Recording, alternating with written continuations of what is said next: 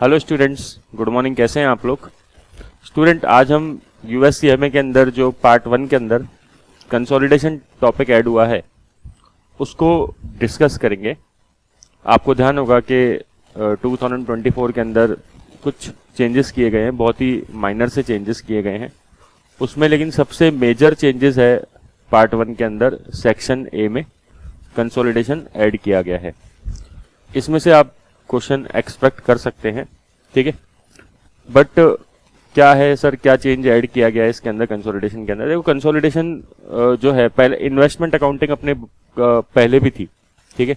अगर आपको ध्यान हो तो अपन ने पहले क्लास में पढ़ रखा है कि 0 से 20% इन्वेस्टमेंट हुआ तो वो नॉर्मल इन्वेस्टमेंट है और उसका ट्रीटमेंट क्या होता है, वो फेयर वैल्यू पे दिखाया जाता है। 20 से लेकर 50% तक वो एक सिग्निफिकेंट इन्फ्लुएंस है। मतलब अगर एक इन्वेस्टर 20% से ज़्यादा शेयर होल्ड करता है किसी भी पर्सन के, तो उसे कहते हैं अपन सिग्निफिकेंट इन्फ्लुएंस होना, और उस केस में हम लगाते हैं इक्विटी मेथड, ठीक है, जो हम कहते हैं कि एसोसिएट्स के केस में अप्लाई होता है, ठीक है। और मोर देन 50% जो होता है उस केस में सीधा सीधा कंट्रोल इस्टेब्लिश हो जाता है, और इस केस में कंसोलिडेशन करते हैं। प्रॉपरली कंसोलिडेशन इसी केस में होता है, ठीक है ना। सबसे मेन कंसोलिडेशन यही होता है।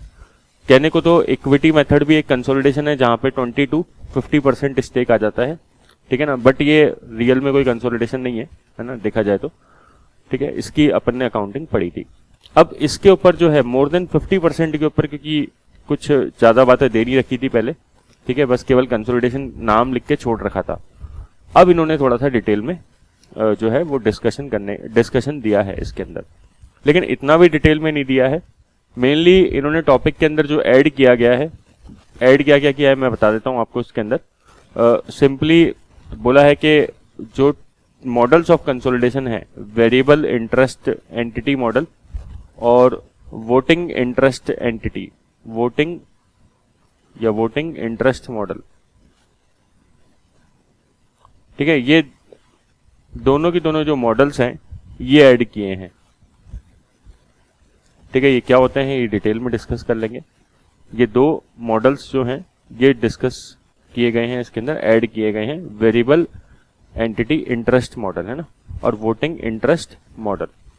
और क्या किया गया है, बेसिक्स कंसोलिडेशन की अकाउंटिंग एंट्रीज जो है और कैसे कंसोलिडेशन होता है बेसिक, उसके ऊपर ऐड किया गया है। और एक इंटर कंपनी ट्रांजेक्शन्स हैं, ठीक है, इंटर कंपनी ट्रांजैक्शंस हैं वो ऐड किए गए हैं, ठीक है। तो अपन ये सब चीजें समझने के लिए शुरुआत से स्टार्ट करते हैं। सबसे पहले ये जो टॉपिक है वेरिएबल इंटरेस्ट एंटिटी और वोटिंग इंटरेस्ट मॉडल, ये क्या होता है इसके बारे में मैं थोड़ा सा आपको ओवरव्यू दे देता हूँ। बाकी ये प्योरली थ्योरेटिकल टॉपिक है, और जब ये कंसोलिडेशन अपना खत्म हो जाएगा प्रैक्टिकल पोर्शन, तब अपन इसको लास्ट में लेंगे। देखो भाई, मॉडल ऑफ कंसोलिडेशन कितने होते हैं? 2 मॉडल ऑफ कंसोलिडेशन होते हैं। कितने तरह के कंसोलिडेशन मॉडल होते हैं? 2 तरह के कंसोलिडेशन मॉडल होते हैं। एक होता है variable interest entity model,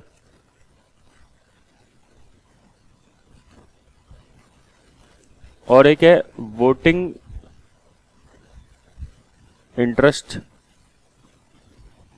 model, ठीक है।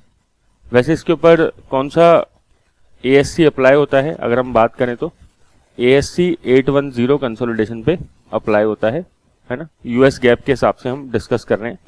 ये जो टॉपिक है ये IFRS में नहीं है, ठीक है ना। अगर हम बात करते हैं कि सर IFRS और US गैप के डिफरेंस भी हमारे कोर्स में होते हैं, तो ये जो स्पेसिफिक नेम दे रखा है ये IFRS में नहीं दे रखा। तो ASC 810 इस स्टैंडर्ड, ये जो स्टैंडर्ड है ये अप्लाई होता है, ठीक है, कंसोलिडेशन अकाउंटिंग में US गैप पे। और अगर हम IFRS की बात करें तो बेसिकली सबसे मेन तो 2 IFRS अप्लाई होते हैं, एक IFRS 3 और एक IFRS कौन सा है 10, ठीक है। 3 जो है वो एक्विजिशन डेट की अकाउंटिंग बताता है कि एक्विजिशन डेट पे क्या अकाउंटिंग होगी, और IFRS 10 जो है पोस्ट एक्विजिशन डेट की अकाउंटिंग बताता है। मेरे को पता है ये सब बातें आपके ऊपर से चली गई होगी, क्योंकि अभी तक ये सब हमने पढ़ा ही नहीं, लेकिन मेरे को ओवरव्यू देना जरूरी था तो मैंने ये सब चीजें बताई आपको। अब मैं थोड़ा सा बेसिक से स्टार्ट करता हूँ, ठीक है, कि ये है क्या सब चीज़ें। तो देखो, एंटिटी पे कंट्रोल इस्टेब्लिश होना जरूरी है, ठीक है। जैसे हमने बोला कि मोर देन 50% अगर कोई कंपनी किसी दूसरी कंपनी के शेयर एक्वायर कर ले तो हम क्या बोलते हैं कि अब इसके ऊपर कंट्रोल आ गया, ठीक है। कंट्रोल मतलब क्या होता है? कंट्रोल मतलब कि हम उसकी जो भी एक्टिविटीज है उसको डायरेक्ट कर सकते हैं, ठीक है। हम उसकी जो एक्टिविटीज है उसको क्या कर सकते हैं? डायरेक्ट कर सकते हैं, उसे बोलते हैं कंट्रोल, ठीक है ना। हमारे पास एक तरीके से पावर आ गई कि उसकी एक्टिविटीज को डायरेक्ट करने की। सर उसकी एक्टिविटीज क्या होती है? ये जो आप टर्म लिख रहे हो रेलेवेंट एक्टिविटीज, रेलेवेंट एक्टिविटी मतलब जो भी बिजनेस में इंपॉर्टेंट एक्टिविटीज होती है, ठीक है ना। किसी भी कंपनी के अंदर, किसी भी बिजनेस के अंदर सोचो आप इंपॉर्टेंट एक्टिविटी क्या होती है। जैसे मान लो कि सेलेक्टिंग द प्रोडक्ट, ठीक है, सेलेक्टिंग द प्रोडक्ट जो हमें सोल्ड करना है या प्रोड्यूस करना है या परचेज करना है, ठीक है, ये इंपॉर्टेंट एक्टिविटी है क्या बिजनेस की। अब जैसे हम लोग फाउंडेशन लर्निंग वही क्लासेस है, ठीक है, हम लोग USCMA प्रोवाइड करते हैं, ACCA प्रोवाइड करते हैं, IFRS प्रोवाइड करते हैं। तो ये सब हमारे क्या है? प्रोडक्ट्स है एक तरीके से, राइट। तो हम कौन सा प्रोडक्ट बेचें कि जैसे ACCA की क्लासेस दें स्टूडेंट्स को, USCMA की क्लासेस प्रोवाइड करें, IFRS की क्लासेस प्रोवाइड करें, क्या इससे हमारे प्रॉफिट पे इफेक्ट आएगा? नहीं आएगा इस चीज से? बिल्कुल आएगा सर। तो सेलेक्टिंग द प्रोडक्ट जो हम सोल्ड कर रहे हैं या प्रोड्यूस कर रहे हैं वो क्या है? एक तरीके से रेलेवेंट एक्टिविटी है। और कोई अगर इसको डायरेक्ट कर रहा हो, कोई अगर इसको डायरेक्ट करने की पावर रखता हो, मतलब कोई बता सकता है कि सर आपको तो ये वाला प्रोडक्ट बेचना है, आपको तो USCPA की अब क्लासेस स्टार्ट करनी है, करनी ही पड़ेगी, ठीक है। तो हम कहते हैं हाँ जी करनी पड़ेगी, ठीक है, आपने जो कहा मालिक वो हम मानेंगे आपकी बात। तो एक तरीके से वो पर्सन हमें क्या कर रहा है? हमारी एंटिटी को, फाउंडेशन लर्निंग को क्या कर रहा है? कंट्रोल कर रहा है। तो कंट्रोल बेसिकली क्या होता है? कंट्रोल बेसिकली जब कोई कंपनी किसी कंपनी को दूसरे कंपनी की रेलेवेंट एक्टिविटीज को डायरेक्ट कर सकती है, डायरेक्ट करने की पावर रखती है, उसे क्या बोलते हैं? कंट्रोल। और रेलेवेंट एक्टिविटीज क्या हो सकती है? और भी हो सकती है रेलेवेंट एक्टिविटीज। जैसे अब मुझे या हमारे फॉर्म में पैसा चाहिए ना, ठीक है, हमें सोर्सिंग की जरूरत है, तो हम डेट से लें, इक्विटी से लें, कितना डेट से लें, कितना इक्विटी से लें, किस तरीके से पैसा लें, ठीक है, ये भी एक रेलेवेंट एक्टिविटी है, क्योंकि ये हमारे बिजनेस में किसको इफेक्ट करती है? प्रॉफिट्स को इफेक्ट करती है, राइट। और क्या रेलेवेंट एक्टिविटी हो सकती है? और जैसे मान लो कि हमें किधर इन्वेस्ट करना चाहिए, है ना। जैसे अपन बोलते हैं ना कैपिटल बजटिंग डिसीजंस, अगर आपने पढ़ रखा हो तो एक टर्म होता है कैपिटल बजटिंग डिसीजंस, मतलब किस प्रोजेक्ट में पैसा लगाएं, ठीक है ना, किस प्रोजेक्ट में पैसा इन्वेस्ट करें कि हमें रिटर्न मैक्सिमाइज हो। तो ये सारी क्या है? रेलेवेंट एक्टिविटीज के एग्जाम्पल है। तो अगर ऐसी एक्टिविटीज को कोई पर्सन कंट्रोल करता है, ठीक है ना, ये डायरेक्ट रखने की पावर रखता है कि भाई ये वाला काम करो, आप इस केस में ये वाला काम करो, तो हम क्या बोलते हैं? कंट्रोल इस्टेब्लिश हो जाता है, ठीक है। तो ये एक बेसिक डेफिनेशन है, इतना सब हमारे कोर्स में है नहीं, बट मैं आपको क्योंकि डेप्थ में पढ़ाता हूँ हमेशा, तो मैं ये सब चीजें बता रहा हूँ। अगर आप बुक्स में देखोगे तो ये सब चीजें आपको नहीं मिलने वाली, बुक्स के अंदर किसी भी बुक में नहीं है। अगर आप बैकर उठा के देखोगे तो बैकर के अंदर सरप्राइजिंगली केवल ये 2 मॉडल्स पे ही पूरा कंसोलिडेशन उन्होंने निपटा रखा है, ठीक है ना, कर रखा है। उन्होंने बहुत ज्यादा जो है प्रैक्टिकल पार्ट पे ध्यान नहीं दिया है, नहीं है मतलब उसके अंदर पोर्शन प्रैक्टिकल पार्ट पे, और उसमें तो केवल 1-2 पेजेस दे रखे हैं बस। उन्होंने केवल ये थ्योरी में, वो भी इसके ऊपर वेरिएबल इंटरेस्ट एंटिटी मॉडल पे आपको सबसे ज्यादा पेज मिलेंगे, ठीक है। हॉक ने तो केवल टोटल 3 पेजेस दे रखे हैं। ये जो पूरा टॉपिक है ये आधे पेज में खत्म है, वेरिएबल इंटरेस्ट एंटिटी मॉडल और वोटिंग इंटरेस्ट एंटिटी मॉडल, ठीक है, जिसको बैकर ने 10 पेजेस के अंदर दिया है, ठीक है ना। हॉक में तो ये हाफ पेज के अंदर कवर है, अगर आप देखोगे तो हॉक की बुक, प्लस आप देखोगे तो क्वेश्चंस दे रखे हैं उन्होंने एक आध बस उसके अंदर, और इंटर कंपनी ट्रांजेक्शन्स पे डायरेक्टली आ गए फिर वो डायरेक्टली, ठीक है ना, बिना बेसिक्स को डिस्कस किए। फिर ग्लैम देखोगे तो ग्लैम ने थोड़ा सा बैलेंस एस्टेब्लिश किया है इन टॉपिक्स के अंदर, ठीक है ना, उसके क्वेश्चन अपन ने लिए हैं यहाँ पे, इस स्लाइड के अंदर ऐड भी किए हैं मैंने।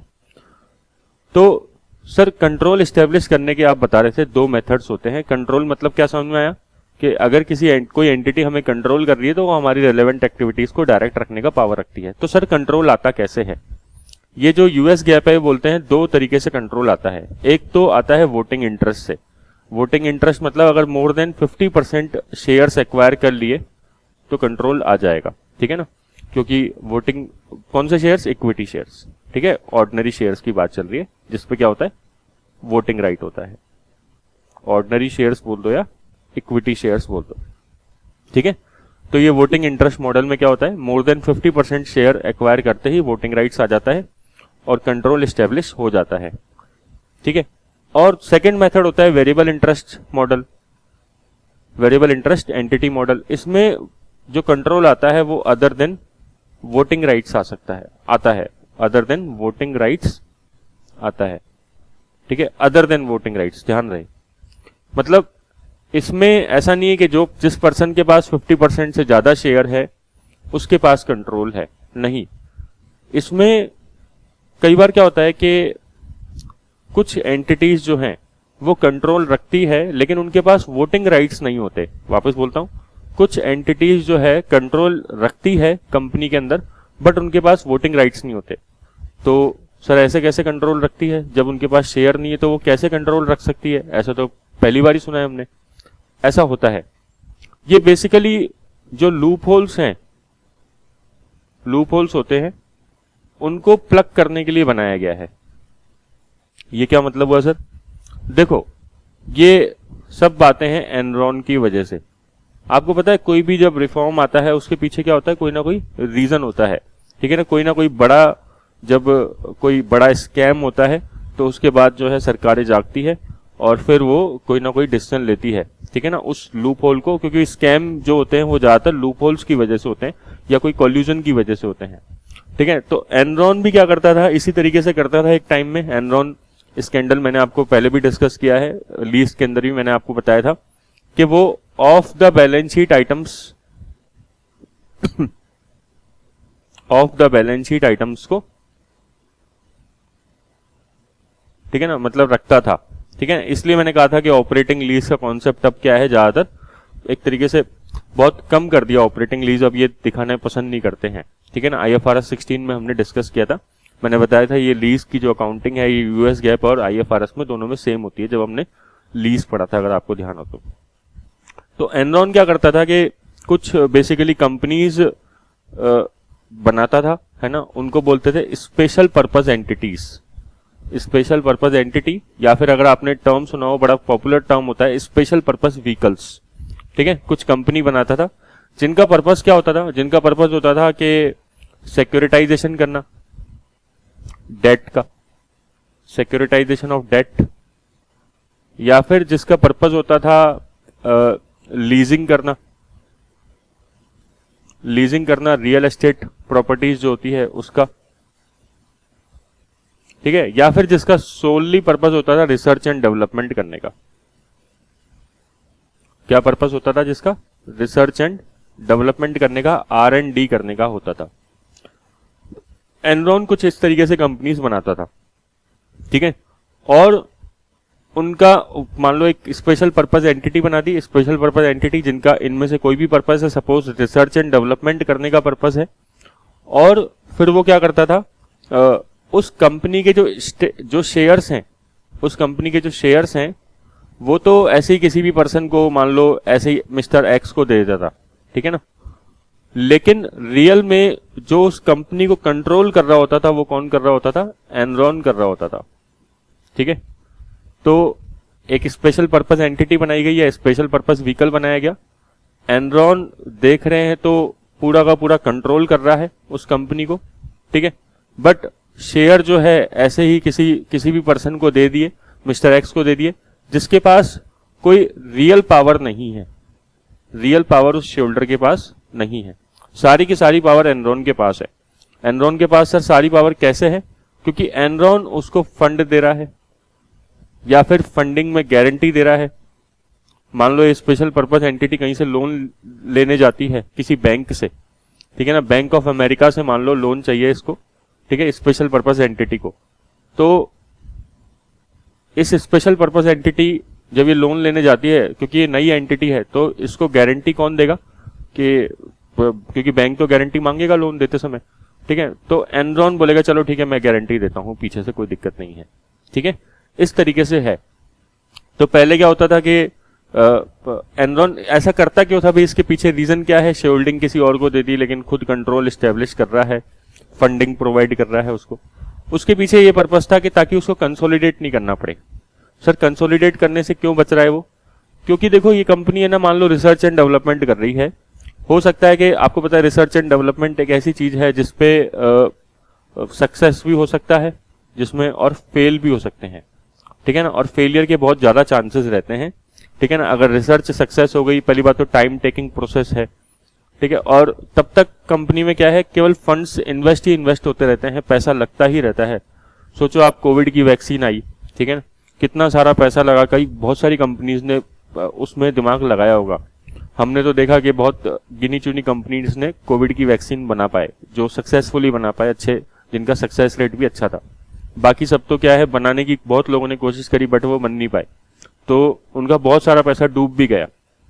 तो ऐसे ही रिसर्च एंड डेवलपमेंट में बहुत सारे पैसा लग जाता है। कोई माइनिंग कंपनी है, किसी एरिया में माइन ढूंढ रही है, आजकल ये लिथियम वीथियम है, बैटरीज में काम आते हैं, है ना, ई व्हीकल्स में काम में आते हैं, तो इस तरीके से माइनिंग ढूंढ रही है, माइनिंग की कंपनी है जो मिनरल ढूंढ रही है, तो सक्सेस का पता नहीं है, सक्सेस मिलेगी या नहीं मिलेगी, तो इसलिए क्या है, लॉस भी हो जाते हैं।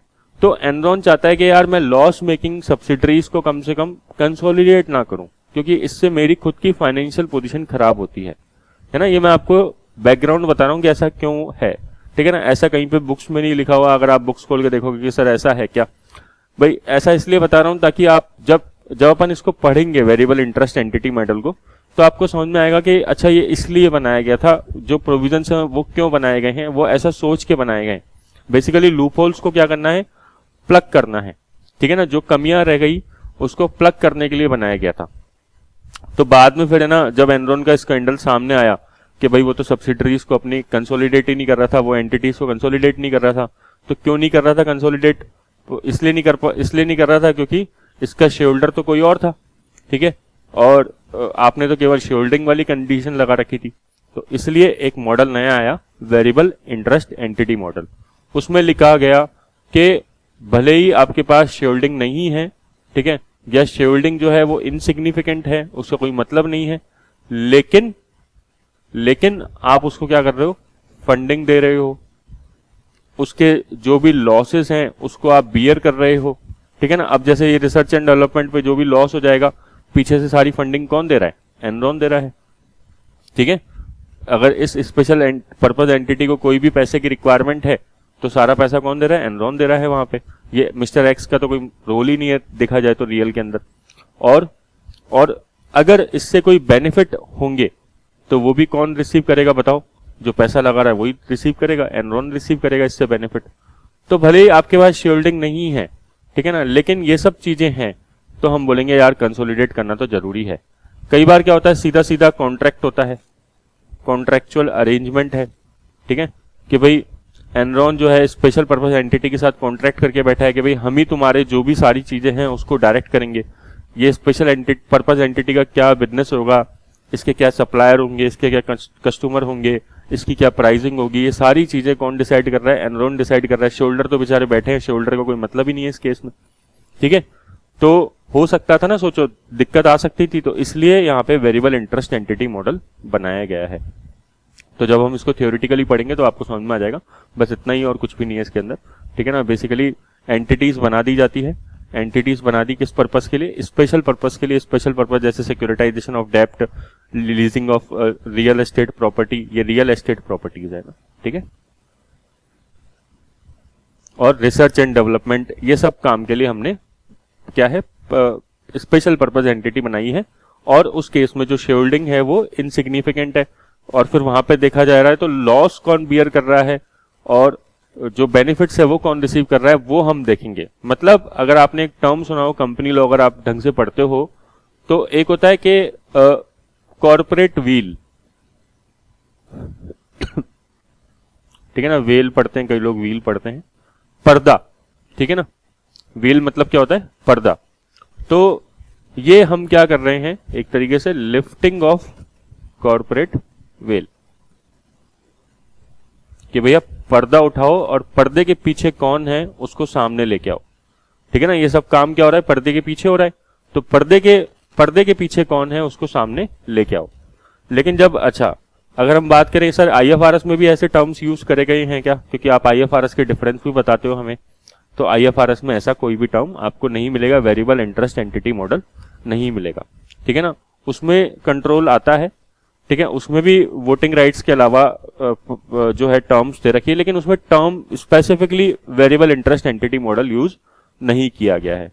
तो उसमें क्या लिखा गया है, उसमें बस ये बोला गया है कि कंट्रोल जो है किस किस तरीके से आ सकता है, वोटिंग इंटरेस्ट के तरीके से आ सकता है, 50% से ज्यादा शेयर एक्वायर करे तो कंट्रोल आ जाएगा, या फिर बोर्ड ऑफ डायरेक्टर को आप कंपोज करने की पावर रखते हो तो कंट्रोल आ जाएगा, ठीक है ना, या फिर अगर कोई कॉन्ट्रैक्ट है आपस में, ठीक है ना, तो कंट्रोल आ जाएगा, या फिर आपके पास कोई ऑप्शंस वाले शेयर्स पड़े हैं जिससे फ्यूचर में कंट्रोल आ सकता है। जैसे अभी मेरे पास 40% शेयर रखे हैं, बट मेरे पास अभी जैसे मैं किसी कंपनी के 40% शेयर होल्ड करता हूं, तो बट कंट्रोल नहीं है, ठीक है ना, लेकिन मेरे पास 20% शेयर्स जो हैं पोटेंशियल वोटिंग राइट्स मेरे पास रखे हुए हैं। जैसे मेरे पास कन्वर्टेबल डेप्ट रखे हुए हैं, जो कभी भी मैं कन्वर्ट करके तुरंत क्या कर सकता हूं, उसको शेयर्स में कन्वर्ट कर सकता हूं, तो शेयर्स में कन्वर्ट हो जाएगा तो वोटिंग राइट तुरंत आ सकता है, कभी भी आ सकता है। तो मेरे पास अगर देखा जाए तो एक तरीके से 40 + 20 मेरे पास 60% शेयर्स का राइट है अभी। समझे बात को, कि 40% शेयर तो आज रखे हैं, प्लस 20% शेयर्स जो हैं मेरे पास क्या है, पोटेंशियल शेयर्स रखे हुए हैं। पोटेंशियल शेयर्स मतलब जैसे कन्वर्टेबल डेट होता है, शेयर वारंट होता है, ये सब चीजें मेरे पास है, ठीक है ना, शेयर ऑप्शंस है। क्लियर हुई बात आपको, ठीक है। तो इतनी सी बात आपको ध्यान रखनी है। वैसे ये जो मैं आईएफआरएस का बता रहा हूँ, ये अपने डायरेक्टली कोर्स में नहीं है ऐसे इतना ज्यादा डेप्थ में, मैं तो क्या है कि बस हम आईएफआरएस पढ़ाते भी हैं, तो इसलिए थोड़ा सा आपको बता देते हैं नॉलेज के लिए, है ठीक है ना। सबसे मेन तो आपके लिए ये है, ये दो मॉडल याद रखना, इन दोनों में डिफरेंस याद रखना। एग्जाम में सीधा सीधा पूछ सकता है, ये तो शेयर्स की वजह से कंट्रोल आता है, और यहाँ पे अदर देन शेयर्स की वजह से कंट्रोल आता है, ठीक है ना। अदर देन शेयर्स की वजह से कैसे कंट्रोल आ सकता है, कैसे मैंने बताया कि आप फंडिंग प्रोवाइड कर रहे हो, आप उसके लॉसेस बियर कर रहे हो, और आप उसके बेनिफिट्स को भी ले रहे हो। तो सर आप ये रीडिंग भी करा दोगे क्या लास्ट में? हाँ, ये रीडिंग करा दूंगा, बट अभी नहीं, अभी हम प्रैक्टिकल पोर्शन स्टार्ट करते हैं पहले, ठीक है ना, वरना थ्योरी डिस्कस करेंगे तो बहुत ज्यादा एक मतलब मोनोटोनस सा हो जाता है, ठीक है। तो मैंने आपको देखो ये बता दी तीन चीजें, क्या क्या बताई, देखो तीन चीजें, कि एक तो नॉर्मल इन्वेस्टमेंट होता है, मतलब लैक ऑफ सिग्निफिकेंट इन्फ्लुएंस, जब एक एंटिटी या इन्वेस्टर जो है दूसरे पर्सन के या इन्वेस्टी के क्या होल्ड करता है, less than 20% equity interest hold करता है, तो ये अपन कह सकते हैं नॉर्मल इन्वेस्टमेंट है। तो सर नॉर्मल इन्वेस्टमेंट्स की अकाउंटिंग कैसे होती है? अब आप याद करो, हमने पहले पढ़ रखी है, ठीक है, फेयर वैल्यू पे होती है। किसकी वैल्यू पे होती है? फेयर वैल्यू पे अकाउंटिंग होती है, ठीक है। और फेयर वैल्यू को अपन किस में दिखाते हैं? फेयर वैल्यू थ्रू P&L, ठीक है, या fair value through net income भी बोलते हैं इसको, ठीक है। FVTPL, अगर आपको याद हो तो मैंने आपको बताया था, एक टर्म ये बताया था FVTPL, fair value through P&L। Significant influence मतलब अगर इन्वेस्टर जो है मोर देन 20% शेयर्स होल्ड करता है, लेकिन लेस देन 50% होल्ड करता है, तो उसे बोलते हैं सिग्निफिकेंट इन्फ्लुएंस। और इस केस में हम बोलते हैं कि ये अब हमारा एसोसिएट बन गया है, एसोसिएट बन गया है, और इस केस में अप्लाई करते हैं इक्विटी मेथड। तो इसकी अकाउंटिंग भी हम पढ़ चुके थे पहले ही क्लासेस के अंदर, ठीक है, कि इन्वेस्टमेंट्स के अंदर हमने पढ़ा था कि इक्विटी मेथड्स में कैसे अकाउंटिंग होती है, कि हम उसमें कंसोलिडेट प्रॉपरली नहीं करते, बस एक सिंगल लाइन आइटम में कंसोलिडेट होता है। जैसे अगर हम नॉर्मली किसी भी कंपनी के इन्वेस्टमेंट परचेज करते हैं तो क्या एंट्री पास करते हैं? Investment account debit to cash या बैंक, है ना। नॉर्मली अगर हम इन्वेस्टमेंट परचेज करते हैं तो क्या एंट्री डालते हैं बताओ? Investment account debit to cash या बैंक, ठीक है। ये इन्वेस्टमेंट परचेज करने की एंट्री हो गई। सपोज हमने 30% इन्वेस्टमेंट परचेज कर लिए, तो जितना भी अमाउंट में परचेज किए वो हमने यहाँ पे दिखा दिए। फिर कुछ प्रॉफिट कमाया होगा एसोसिएट ने साल भर के अंदर, ठीक है ना, जिसमें हमने जो भी हमारा इन्वेस्टी है, देखो आपको ये तो पता ही है कि एक तो हो गया इन्वेस्टर जिसने पैसा इन्वेस्ट किया, और दूसरा पर्सन कौन हो गया, इन्वेस्टी, ठीक है, दूसरा पर्सन कौन हो गया, इन्वेस्टी हो गया। तो इन्वेस्टर ने इन्वेस्टी में पैसा इन्वेस्ट किया और सपोज 30% किया, एग्जांपल ले रहे हैं अपन, 30% किया, तो एंट्री पास कर दी investment account debit to cash या बैंक। किसने एंट्री पास कर दी, इन्वेस्टर ने अपनी बुक्स में एंट्री पास कर दी। फिर इन्वेस्टी ने प्रॉफिट अर्न किया होगा, जो भी प्रॉफिट अर्न किया होगा, सपोज इन्वेस्टी ने प्रॉफिट अर्न किया 1 लाख का, हमारी इन्वेस्टी ने प्रॉफिट कितना अर्न किया, 1 लाख का, तो हम क्या एंट्री डालेंगे, उसका जो प्रॉफिट है 30% वो अपने यहाँ पे कंसोलिडेट कर लेंगे, तो एंट्री पास हो जाएगी इन्वेस्टमेंट अकाउंट डेबिट, ये इन्वेस्टमेंट की वैल्यू बढ़ जाएगी, और टू P&L, ठीक है। ये कौन एंट्री डालेगा, इन्वेस्टर एंट्री डाल देगा, ठीक है। तो कितने से एंट्री डाल देगा सर, 30,000 से एंट्री डाल देगा, 30K से एंट्री डाल देगा, समझ में, 30% अपन इनकॉर्पोरेट कर लेंगे। तो हमारी बुक्स में इन्वेस्टमेंट कितने के आ जाएंगे, तो जितने में आपने पहले इन्वेस्टमेंट परचेज किए थे, मान लेते हैं इन्वेस्टमेंट आपने सपोज 3 लाख के परचेज किए थे पहले, ठीक है ना, ये एंट्री डाली थी 3 lakh investment account debit to cash, तो 3 लाख प्लस 30,000 कितना हो जाएगा, 3,30,000 हो जाएगा। तो इन्वेस्टर अपनी बुक्स में बैलेंस शीट के अंदर क्या दिखा देगा, इन्वेस्टमेंट दिखा देगा 3,30,000 के, राइट। अच्छा, अगर इन्वेस्टी ने डिविडेंड बांट दिया, अगर इन्वेस्टी ने डिविडेंड बांट दिया, तो फिर वो एंट्री हो जाएगी bank account debit to investment, तो इन्वेस्टमेंट की वैल्यू फिर कम हो जाती है, तब क्या एंट्री हो जाती थी, bank account debit to investment. ये मैंने आपको क्या कराया है बताओ, ये मैंने पढ़ाया है या रिवीजन कराया है, ये मैंने खाली रिवीजन कराया है, क्यों, क्योंकि ये हम अकाउंटिंग ऑलरेडी डिस्कस कर चुके थे, इक्विटी मेथड की, है ना, ठीक है ना। अगर आप इन्वेस्टमेंट वाला लेक्चर देखोगे तो अपन ऑलरेडी डिस्कस कर चुके थे। तो इन्वेस्टी ने जितना भी डिविडेंड बांटा, मान लो इन्वेस्टी ने मान लो टोटल डिविडेंड बांटा 50,000 का, ठीक है, तो 50,000 का 30%, ठीक है, कितना, 15,000 ये इन्वेस्टर एंट्री डाल देगा। तो इन्वेस्टर की बुक्स में इन्वेस्टमेंट कितने हो जाएंगे, 330 के तो पहले ही थे, और 15,000 के और कम हो गए, तो कितना आ गया बताओ बैलेंस, बैलेंस आ गया 3,15,000, राइट।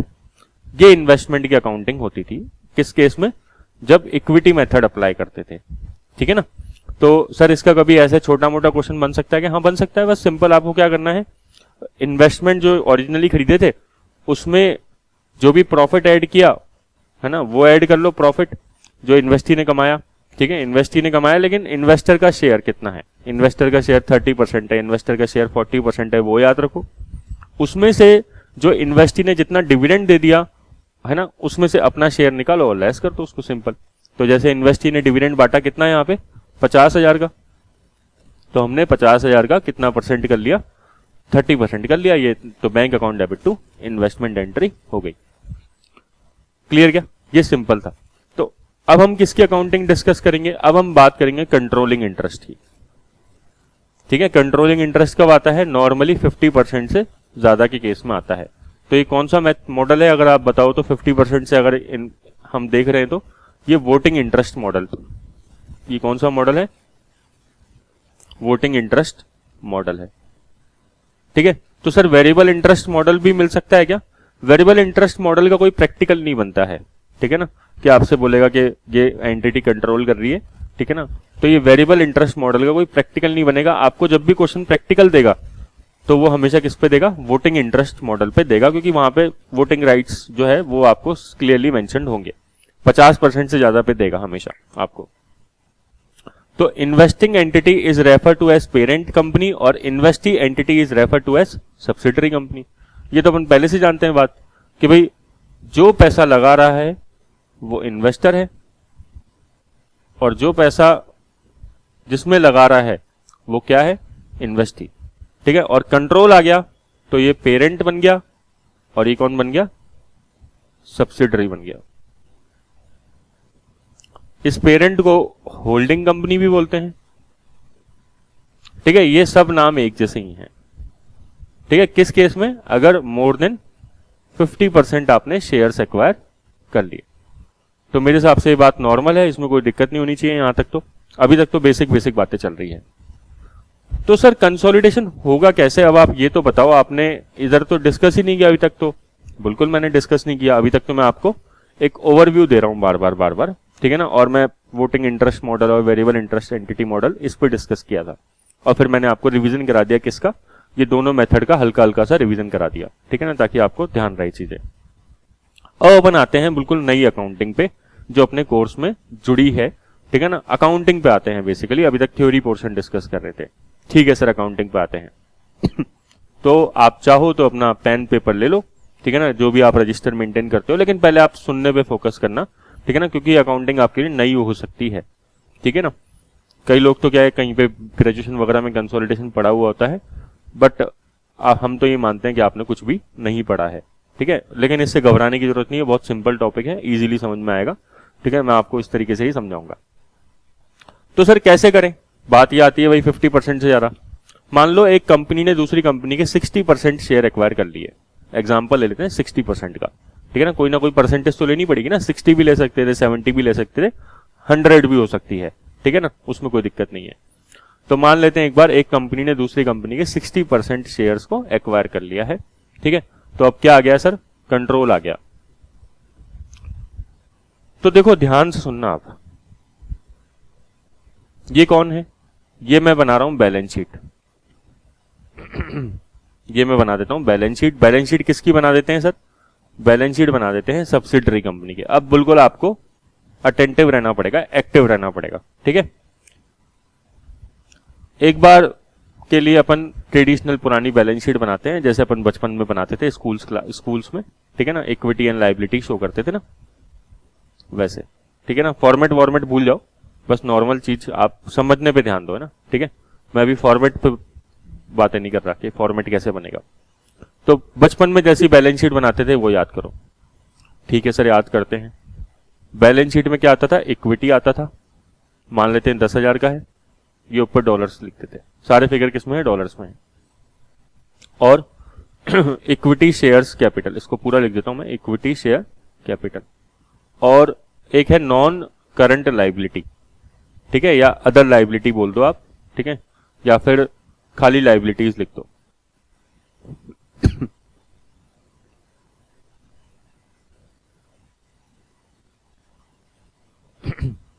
और असेट्स मान लो सारी की सारी एक ही असेट्स है 30,000 की, खत्म कहानी। भाई सिंपल रखते हैं चीजें, समझना है ऑब्जेक्टिव, ठीक है ना, बाकी काम पे ध्यान नहीं है। तो होल्डिंग ने इस कंपनी के, इसका नाम भी रख देता हूं, इसका नाम पता क्या है? इसका नाम सब्सिडरी कंपनी है, ठीक है। इसका नाम सिंपल रखने के लिए क्या कर देते हैं? सब्सिडरी कंपनी रख देते हैं।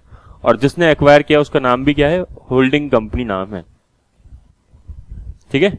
तो होल्डिंग कंपनी ने सब्सिडरी कंपनी के 60% शेयर्स को एक्वायर कर लिया है, ठीक है।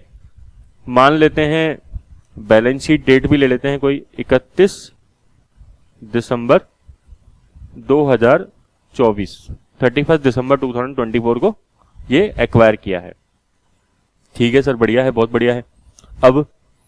अब बात आती है कि ना होल्डिंग कंपनी के खुद की असेट्स एंड लायबिलिटी भी होगी, होल्डिंग कंपनी खुद भी बैलेंस शीट बनाती होगी, बिल्कुल सर, ठीक है। तो होल्डिंग कंपनी क्या करेगी? होल्डिंग कंपनी अब कंसोलिडेट करेगी। होल्डिंग कंपनी क्या करेगी? कंसोलिडेट करेगी।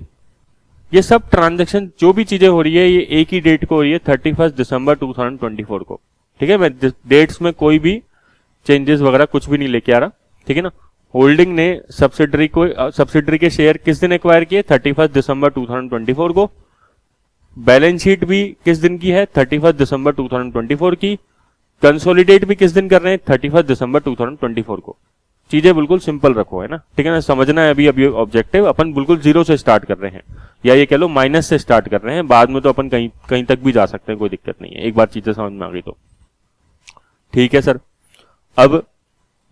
अब ये आती है बात कि सर होल्डिंग कंपनी जो है वो कंसोलिडेट किस तरीके से करेगी? आप मेरे को ये बताओ, होल्डिंग कंपनी ने जिस दिन शेयर्स एक्वायर करे होंगे सब्सिडरी कंपनी के, मान लो शेयर एक्वायर करे ये 31 दिसंबर को $7,000 के, होल्डिंग ने सब्सिडरी के 60% शेयर एक्वायर करे $7,000 के, ठीक है। तो क्या एंट्री पास हुई होगी? अब मैं आपको एक चीज बताने जा रहा हूं, ध्यान से समझना।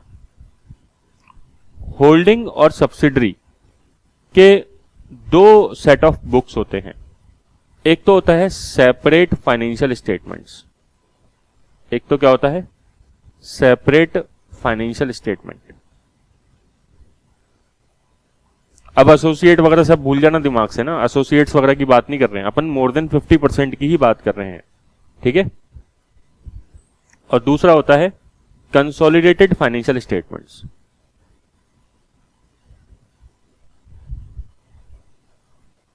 मतलब होल्डिंग और सब्सिडरी सेपरेट फाइनेंशियल स्टेटमेंट्स बनाती होगी, और कंसोलिडेटेड फाइनेंशियल स्टेटमेंट कौन बनाता होगा? केवल होल्डिंग कंपनी। क्योंकि कंसोलिडेशन किसको करना है? होल्डिंग कंपनी को करना है। सर कंसोलिडेशन करते क्यों है, और कंसोलिडेशन का मीनिंग क्या होता है? कंसोलिडेशन का पहले मीनिंग समझते हैं। कंसोलिडेशन मीनिंग मतलब होता है जोड़ना, ठीक है ना। क्या जोड़ना? होल्डिंग कंपनी अपने खुद के सेपरेट फाइनेंशियल स्टेटमेंट आज तक बनाती आई थी, तो वो बनाती रहेगी, ठीक है। सेपरेट फाइनेंशियल स्टेटमेंट मतलब जिसमें वो सब्सिडरी के अकाउंट्स अलग रखती है और होल्डिंग के अकाउंट्स अलग रखती है, उसे बोलते हैं सेपरेट फाइनेंशियल स्टेटमेंट। लेकिन जिस टाइम पे कंट्रोल एस्टेब्लिश कर लेती है होल्डिंग कंपनी, सब्सिडरी कंपनी का रिलेशन एस्टेब्लिश हो जाता है, होल्डिंग कंपनी एक और बुक्स बनाती है जिसे बोलते हैं कंसोलिडेटेड फाइनेंशियल स्टेटमेंट। और उसमें होल्डिंग कंपनी जो है, होल्डिंग कंपनी के बैलेंस शीट के साथ साथ सब्सिडरी कंपनी की बैलेंस शीट को भी उठा के मर्ज कर लेती है। क्या बोला मैंने? कंसोलिडेशन क्या होता है? कंसोलिडेशन मतलब होल्डिंग कंपनी जो है, होल्डिंग कंपनी की बैलेंस शीट तो रहती ही है, प्लस सब्सिडरी कंपनी की जो भी असेट्स एंड लायबिलिटी होती है उसको मर्ज कर लेती है। और सर आप केवल असेट्स एंड लायबिलिटी मतलब बैलेंस शीट मर्ज करने की बात नहीं कर रहे हो। यहां पे अपन यहां पे देखो, अब देखते जाओ, consolidated balance sheet, consolidated profit and loss, consolidated cash flow statement, consolidated statement of change in equity सोकी, ठीक है, consolidated notes to accounts, notes to accounts मतलब जितने भी फाइनेंशियल स्टेटमेंट बनते हैं ना वो सारे कंसोलिडेटेड भी बनेंगे। क्या समझ में? कि होल्डिंग कंपनी अपने सेपरेट फाइनेंशियल स्टेटमेंट जो बना रही थी वो तो बनाएगी ही, ठीक है ना, अपनी बैलेंस शीट P&L वगैरह बनाती होगी, ठीक है। अपन जो जो पढ़ते हैं cash flow, balance sheet, P&L, notes to accounts, statement of change in equity, ये सब अपन बनाएंगे ही। सब्सिडरी भी क्या कर रही होगी, अलग अलग अपने cash flow, balance sheet, P&L, statement of change in equity, ठीक है ना, ये सब चीजें नोट्स टू अकाउंट सब बना रही होगी। लेकिन होल्डिंग कंपनी को क्या ऑर्डर दिया है? होल्डिंग कंपनी को बोला गया है अब आप ये मानो कि होल्डिंग और सब्सिडरी क्या है? एक सिंगल एंटिटी है। ध्यान सुनना, ये सवाल है, ये क्वेश्चन है एग्जाम में पूछने लायक, ठीक है ना।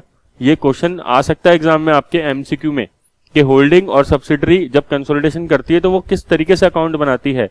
सेपरेट एंटिटी की तरह नहीं बनाती है, सिंगल एंटिटी की तरह बनाती है। क्या मानते हैं कि अब होल्डिंग और सब्सिडरी क्या है?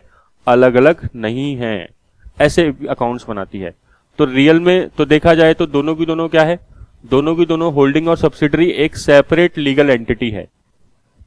होल्डिंग और सब्सिडरी क्या है? रियल में एक सेपरेट लीगल एंटिटी है ना। होल्डिंग अलग है, सब्सिडरी अलग है, तो दोनों अपने अपने अलग अलग अकाउंट्स तो बनाती ही है, जिसे क्या बोलते हैं? एसएफएस, सेपरेट फाइनेंशियल स्टेटमेंट्स, ठीक है ना। सेपरेट फाइनेंशियल स्टेटमेंट्स को क्या बोलते हैं? एसएफएस बोलते हैं। लेकिन दोनों की दोनों मर्ज करके भी अपने अकाउंट्स बनाते हैं, जिसे क्या बोलते हैं? Consolidated financial statement. दोनों की दोनों मतलब कौन? केवल होल्डिंग कंपनी बनाती है, सब्सिडरी नहीं बनाती है। और ये मानते हैं कि अब ये दोनों सिंगल एंटिटी बन चुकी है, ठीक है ना। और ऐसा कब तक चलता रहेगा? जब तक होल्डिंग और सब्सिडरी का रिलेशन स्टैब्लिश रहेगा तब तक चलता रहेगा। एक सेकंड मेरे को एक स्लाइड ऐड करने दो, ठीक है।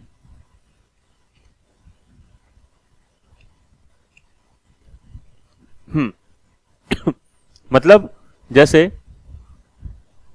अगर आप देखो तो 31 दिसंबर 2024 को, ठीक है, होल्डिंग सब्सिडरी का रिलेशन स्टैब्लिश हो गया, तो यहां पे holding company consolidated balance sheet P&L वगैरह बनाएगी।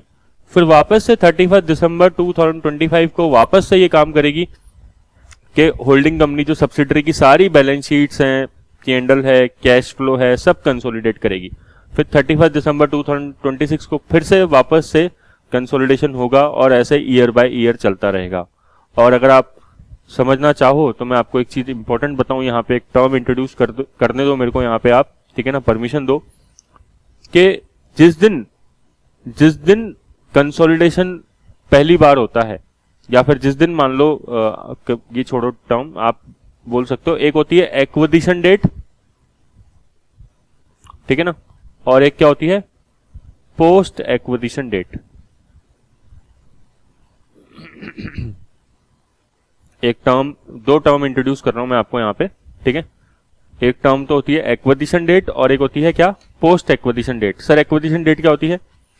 होल्डिंग ने जिस दिन सब्सिडरी पे कंट्रोल एस्टेब्लिश किया, फर्स्ट टाइम कंट्रोल एस्टेब्लिश किया, उसे हम क्या बोलते हैं, एक्विजिशन डेट बोलते हैं।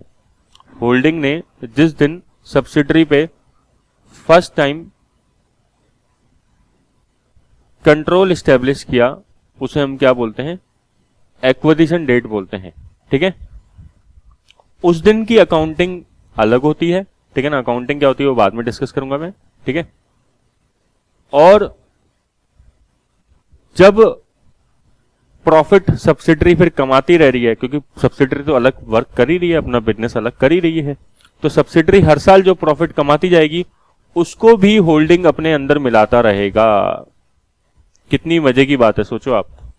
मतलब सब्सिडरी जो है, पहली बार जब होल्डिंग सब्सिडरी रिलेशन एस्टेब्लिश किया तो होल्डिंग ने फर्स्ट टाइम जब कंसोलिडेशन किया तो उसे क्या बोला हमने कि सर ये तो एक्विजिशन डेट की अकाउंटिंग है, एक्विजिशन डेट की अकाउंटिंग है। और उसके बाद जैसे अपन ने एग्जांपल लिया फर्स्ट टाइम यहाँ पे 31 दिसंबर 2024, और उसके बाद जैसे जैसे सब्सिडरी ने हर साल प्रॉफिट कमाया, जैसे जैसे सब्सिडरी प्रॉफिट आगे आगे बढ़ती रही और प्रॉफिट कमाती रही, तो वो जो प्रॉफिट है वो होल्डिंग कंपनी अपने अंदर मिलाता रहेगा। आओ भाई आओ, तुम्हें अपने अंदर मिला लूं मैं, है ना, ठीक है। तो उसे क्या बोलते हैं, पोस्ट एक्विजिशन डेट्स की अकाउंटिंग। उसे क्या बोलते हैं, पोस्ट एक्विजिशन डेट की अकाउंटिंग। वैसे सर अगर आप एक लाइन में बताना चाहो तो क्या डिफरेंस आएगा, अगर मैं सीक्रेट खोल दूं तो आपके सामने, सिंपल बात यह है कि एक्विजिशन डेट की अकाउंटिंग के दिन, एक्विजिशन डेट की अकाउंटिंग के दिन गुडविल और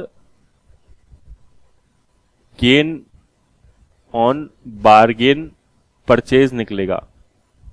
बताओ क्या टर्म यूज लिया मैंने, एक्विजिशन डेट की अकाउंटिंग के दिन हम लोग चेक करेंगे कि होल्डिंग को, सब्सिडरी को एक्वायर करने में, कंट्रोल एस्टेब्लिश करने में फायदा हुआ कि नुकसान हुआ। वापस बोलता हूं, एक्विजिशन डेट जिस दिन होल्डिंग ने सब्सिडरी को एक्वायर किया, उस दिन हम चेक करेंगे कि होल्डिंग को प्रॉफिट हुआ कि थोड़ा सा नुकसान हुआ है। अगर नुकसान होगा तो उसे बोलेंगे गुडविल, ठीक है, और अगर प्रॉफिट होगा तो उसे बोलेंगे गेन ऑन बारगेन परचेज, ठीक है। ये फर्स्ट टाइम निकलेगा तो उसे बोलते हैं एक्विजिशन डेट की अकाउंटिंग, ठीक है। गुडविल इंट्रोड्यूस होगी, ठीक है। और बाद वाले में तो सिंपल, जो भी प्रॉफिट जो सब्सिडरी कमाती रहेगी उसको बस केवल मर्ज करता रहेगा होल्डिंग अपने पास, राइट। ये मैंने आपको थोड़ा सा इंट्रोडक्शन दिया है, एक तरीके से आप कह सकते हो सर ये हेलीकॉप्टर व्यू है, ठीक है ना, ये कंसोलिडेशन होता क्या है, ठीक है। और सर अगर हम और डिटेल में डिस्कस करें तो बिल्कुल आप जनरल एंट्री पे आ जाओ, कोर पे। तो कोर पे बात करें तो जैसे सेपरेट फाइनेंशियल स्टेटमेंट जब होल्डिंग बनाता है, ठीक है ना, जैसे इस केस में 60% होल्डिंग ने शेयर्स एक्वायर करे 31 दिसंबर 2024 को, कितने में, $7,000 में। तो होल्डिंग ने पता है अपनी बुक्स में क्या एंट्री पास करी होगी, सेपरेट फाइनेंशियल स्टेटमेंट्स में, ठीक है, मैं कंसोलिडेट की बात नहीं कर रहा। सेपरेट फाइनेंशियल स्टेटमेंट में होल्डिंग ने पास करी होगी एंट्री, क्या बताओ, क्या एंट्री पास करी होगी? सर इन्वेस्टमेंट खरीदने की क्या एंट्री पास करते हैं? Investments in subsidiary account debit to cash या बैंक। कितने से? $7,000 से। सर ये एंट्री किसने पास करी है? होल्डिंग ने अपनी बुक्स में एंट्री पास करी। उसके लिए तो नॉर्मल इन्वेस्टमेंट है, बस बात खत्म हो गई।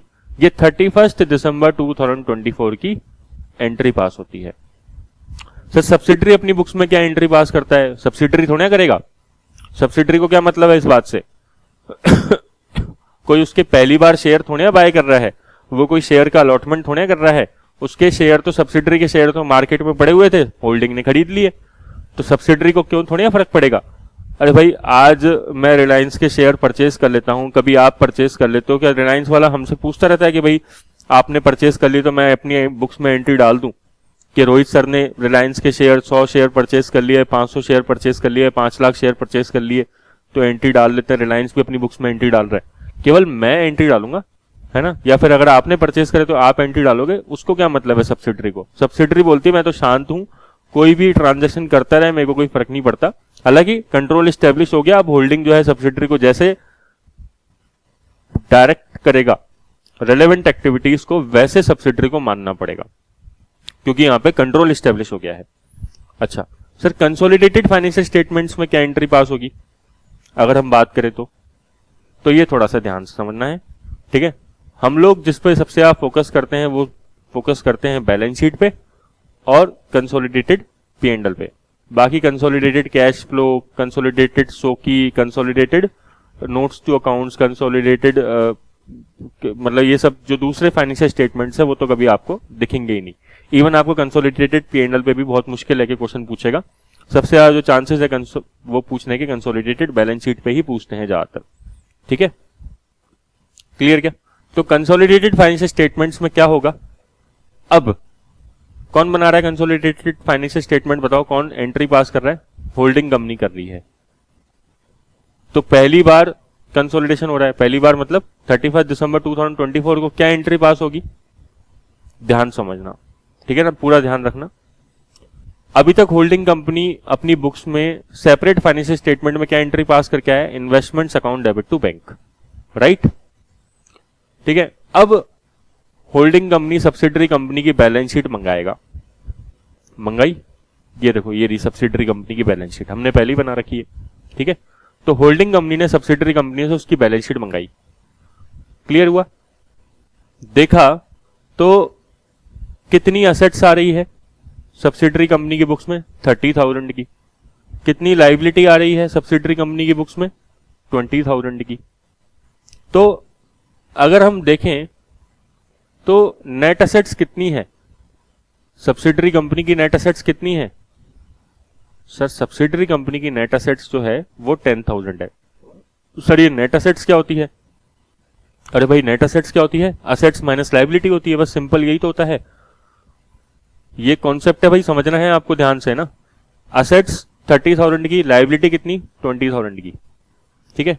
वरना सब रटते फिरोगे आप, अगर आप ये सब नहीं समझोगे तो आपको सब याद करना पड़ेगा, जो मैं बिल्कुल भी नहीं चाहता कि आप बिल्कुल याद करो रटो बैठ के, है ना, ठीक है। क्योंकि एग्जाम में तो कंसोलिडेशन काम आएगा ही आएगा, और रियल लाइफ में जिंदगी भर कंसोलिडेशन काम में आएगा। जब आप कंपनीज में जाओगे तो कंसोलिडेशन काम में आएगा, और अगर आप रट लोगे एक बार तो हमेशा के लिए आपको चैप्टर से नफरत हो जाएगी, फिर आप हमेशा इस चैप्टर से डरोगे।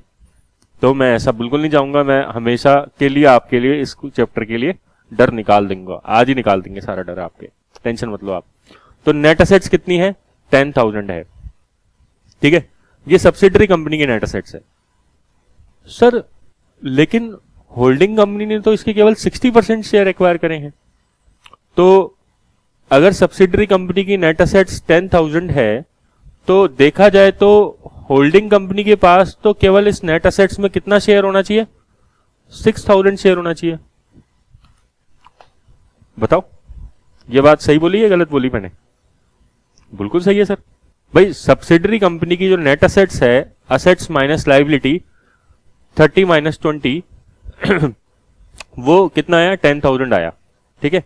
तो 10,000 ये तो पूरी नेट एसेट्स है सब्सिडरी कंपनी की, 100% है। और होल्डिंग ने कितना परसेंट शेयर एक्वायर किया है? होल्डिंग ने सर एक्वायर किया है 60%, 6,000। अच्छा सर, और सर 6,000 शेयर एक्वायर करने के होल्डिंग कंपनी ने कितने पे करे हैं? 7,000। होल्डिंग कंपनी ने 6,000 की नेट एसेट्स एक्वायर करी सब्सिडरी कंपनी की। Holding company net assets subsidiary company के अंदर कितना हिस्सा रखता है? कितना हिस्सा रखता है? 6,000 का हिस्सा रखता है ना। लेकिन कितना पे कर रहा है उसको एक्वायर करने के लिए? 7,000। सर पहली बात तो ये ज्यादा क्यों पे कर रहा है? फर्स्ट बात तो आप हमें ये बताओ, ये ज्यादा क्यों पे कर रहा है?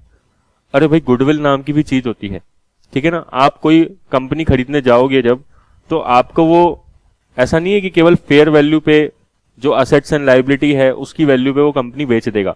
वो आपसे इतना कंपनी जमी जमाई है तो ऐसे ही कंट्रोल दे देगा आपको उसके ऊपर उठा के, ठीक है ना। वो अपनी गुडविल का शेयर लेगा, है ना। हम स्कूल्स में पार्टनरशिप में पढ़ते थे 11th 12th के अंदर, गुडविल पार्टनर जब आता था तो गुडविल का पैसा लेके आता था, याद है? कुछ नहीं भी याद है तो गुडविल तो हमेशा निकलती ही है, ठीक है ना। कोई भी कंपनी जब अपने आपको सेल करेगी तो सबसे मोटा कंपोनेंट क्या होता है? गुडविल होता है।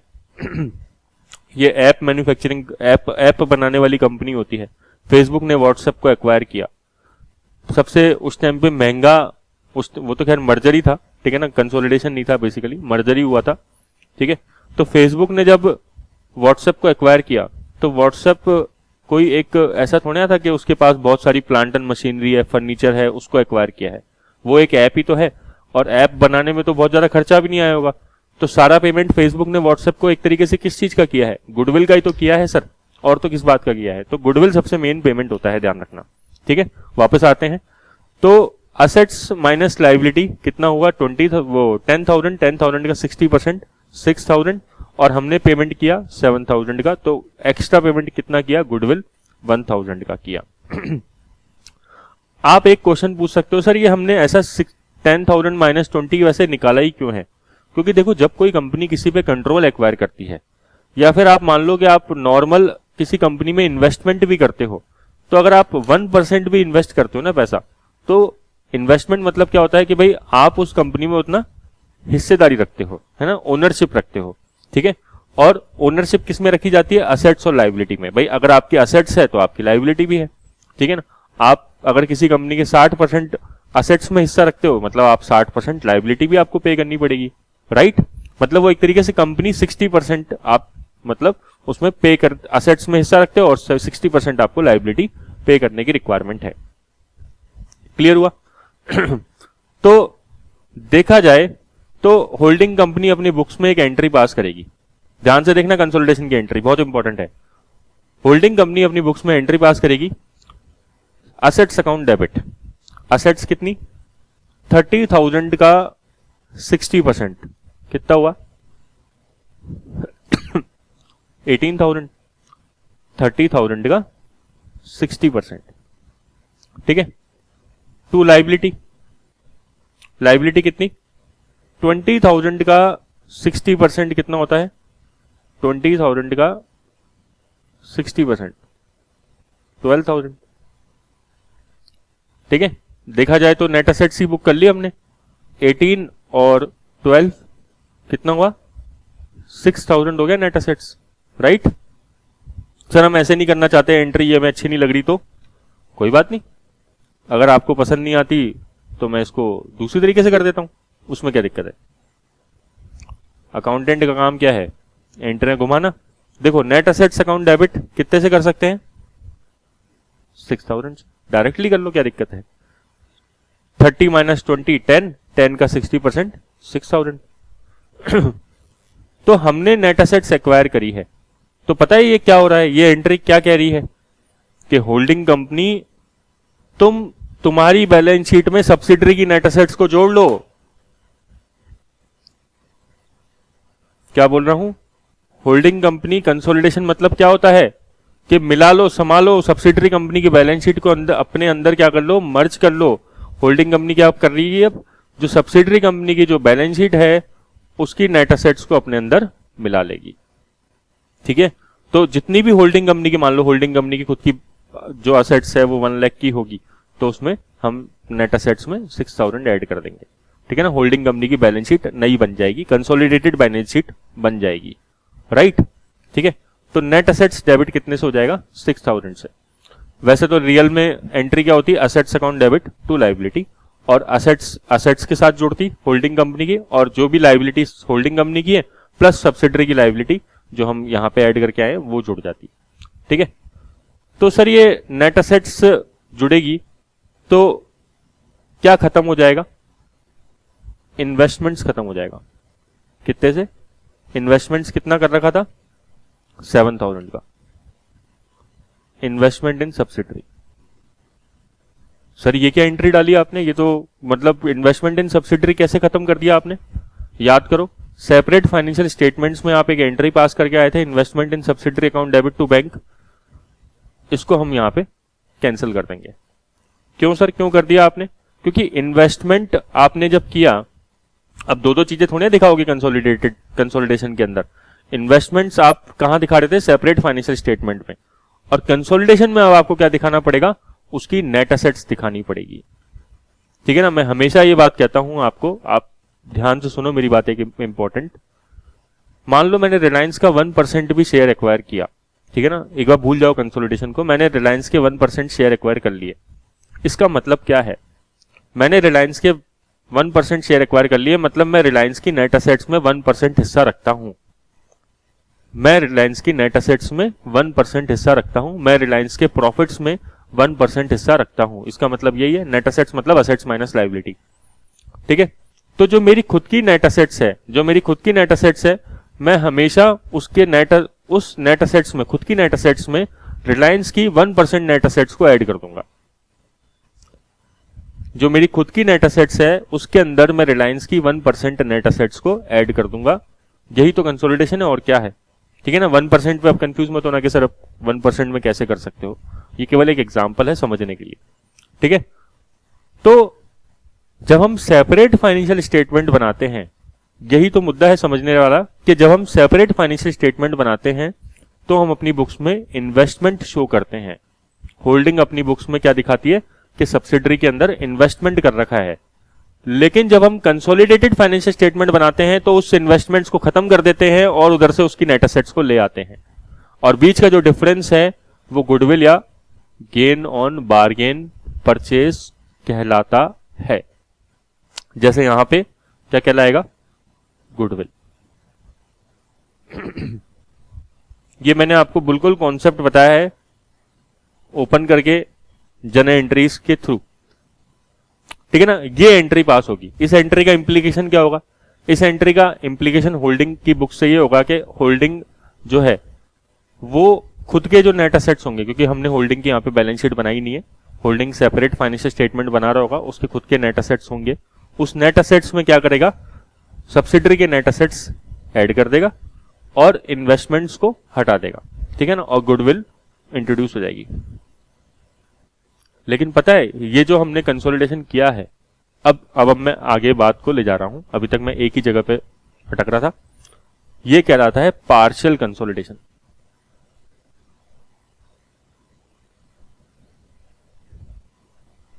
ये क्या कहलाता है बताओ, पार्शियल कंसोलिडेशन कहलाता है। तो सर मतलब ये कंसोलिडेशन, पार्शियल कंसोलिडेशन मतलब समझ में नहीं आया। आपको एक चीज बताता हूं, देखो ध्यान से, ठीक है, ध्यान से समझना। जब होल्डिंग सब्सिडरी रिलेशनशिप स्टेब्लिश हो जाता है, होल्डिंग ने जब 50% से ज्यादा सब्सिडरी के शेयर एक्वायर कर लिए, या फिर हम कहें किसी इन्वेस्टर ने इन्वेस्टी के 50% से ज्यादा शेयर एक्वायर कर लिए, तो होल्डिंग सब्सिडरी रिलेशनशिप जब बन गया, ठीक है, होल्डिंग सब्सिडरी रिलेशनशिप जब बन गया, तो आपको पता है कंट्रोल कितना आता है उस कंपनी पे हो। अब होल्डिंग का कितना परसेंट कंट्रोल आया होगा, जैसे मान लो होल्डिंग ने सब्सिडरी के 60% शेयर एक्वायर कर लिए, तो बताओ कंट्रोल कितना परसेंट आया होगा होल्डिंग का सब्सिडरी के अंदर। सर 60% आया होगा, गलत। कंट्रोल कितना आया होगा, 100% आया होगा।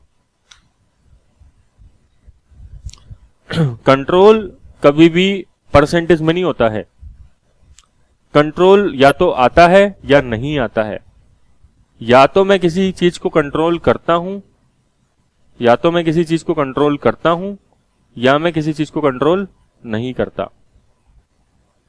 ठीक है, अगर मैं 50% से ज्यादा शेयर एक्वायर करता हूं तो मैं उस कंपनी को 100% कंट्रोल करता हूं, और अगर मैं 50% से कम शेयर एक्वायर करता हूं तो मैं उस कंपनी को बिल्कुल भी कंट्रोल नहीं करता। ये बात सर समझ में नहीं आई, मतलब क्या कहना चाहते हो आपके? कंट्रोल कैसे, आपने बोल दिया सर 60% पे 100% कंट्रोल कैसे आ गया? 60% पे तो 60% ही कंट्रोल आएगा। आप पता है दो चीजों को मिक्स कर रहे हो, आप मिक्स कर रहे हो कंट्रोल और ओनरशिप को। हां, जब हम कहते हैं कि एक कंपनी ने दूसरी कंपनी के 60% शेयर एक्वायर कर लिए तो हम कहते हैं, कह सकते हैं कि ओनरशिप कितनी है? 60% है, लेकिन कंट्रोल कितना है? 100% है। सर अभी भी बात समझ में नहीं आई। अब मैं आपको दूसरे तरीके से बताता हूं जो आपको बिल्कुल समझ में आ जाएगी। ठीक है, आपको पता है इंडिया में पार्लियामेंट के अंदर 543 सीट्स है लोकसभा में। ठीक है ठीक है, इंडिया में थोड़ी पॉलिटिक्स की बात कर लेते हैं। ठीक है, केवल किस लिए? समझने के लिए, और कुछ नहीं। तो 543 सीट्स में से जिसके पास मेंबर ऑफ पार्लियामेंट, जिस भी पार्टी के member of parliament more than 50% हो जाएंगे, ठीक है, मतलब 272 हो जाएगा ये शायद, है ना, 272। ठीक है, और ठीक है, जिसके पास भी 272 सीट्स आ जाएगी, अपन नॉर्मली क्या बोलते हैं, जिसके पास भी 272 सीट्स आ जाएगी, वो सरकार बना लेगी, वो भारत की सरकार बना लेगी। कि अगर लोकसभा में, मतलब पार्लियामेंट में, संसद में 543 सीट्स है, उसमें से मोर देन 50% सीट्स किसी के पास भी आ जाएगी तो उसकी गवर्नमेंट बन जाएगी। जैसे अभी इंडिया में 2024 में बीजेपी की गवर्नमेंट है। ठीक है, क्यों? क्योंकि उसके पास, बीजेपी के पास उसके अलायंस कॉन्ट्रैक्ट जिसने कर रखा है, अलायंस, ठीक है, एनडीए जिसे अपन बोलते हैं, है ना, एनडीए के पास कितनी सीट्स है? एनडीए के पास 272 से ज्यादा सीट्स है। तो बताना जरा, अगर वो सरकार बना लेगी तो सरकार जो है, अब मान लो जैसे एक एग्जांपल लेते हैं कि 55% सीटें एनडीए के पास है, तो बताना जरा वो गवर्नमेंट 55% बनाएगी या 100% बनाएगी? हैं? हम क्या बोलेंगे कि बीजेपी की सरकार जो है या एनडीए की सरकार जो है वो तो 55% ही है, बस केवल 55% ही है। तो मतलब जैसे 100 बातें हैं तो 55 बातें ही माननी पड़ती है, ऐसा है क्या? नहीं, सरकार बन गई मतलब सरकार बन गई, कंट्रोल 100% आ गया। बात समझ में आ गई क्या आपको? बस इतना ही पॉलिटिक्स डिस्कस करेंगे, इससे नहीं करेंगे। ठीक है, तो ऑब्जेक्टिव क्या था? केवल आपको समझाने का कि भाई अगर किसी कंपनी के आप मोर देन 50% शेयर एक्वायर करते हो ना, तो क्या होता है? फुल कंट्रोल आ जाता है। ओनरशिप भले ही 60% आती है। हम अकाउंट्स ओनरशिप के हिसाब से नहीं बनाते हैं, हम अकाउंट्स कंट्रोल के हिसाब से बनाते हैं। तो ये जो पार्शियल कंसोलिडेशन मेथड है ना, ये नहीं चलता, मतलब ये एंट्री सही नहीं है पूरी तरीके से। ये स्टैंडर्ड क्या बोलते हैं? ये स्टैंडर्ड बोलते हैं सर फुल कंसोलिडेशन करो।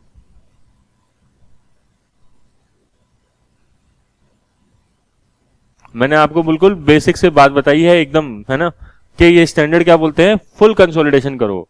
पार्शियल कंसोलिडेशन मेथड में मजा नहीं है, क्योंकि कंट्रोल अगर एक बार आया तो पूरा का पूरा कंट्रोल आएगा। तो अब आप केवल 60% असेट्स और लायबिलिटीज को मर्ज नहीं कर सकते हो, तो आप एंट्री को दोबारा डालो। तो दोबारा डालो मतलब नेट असेट्स अकाउंट डेबिट।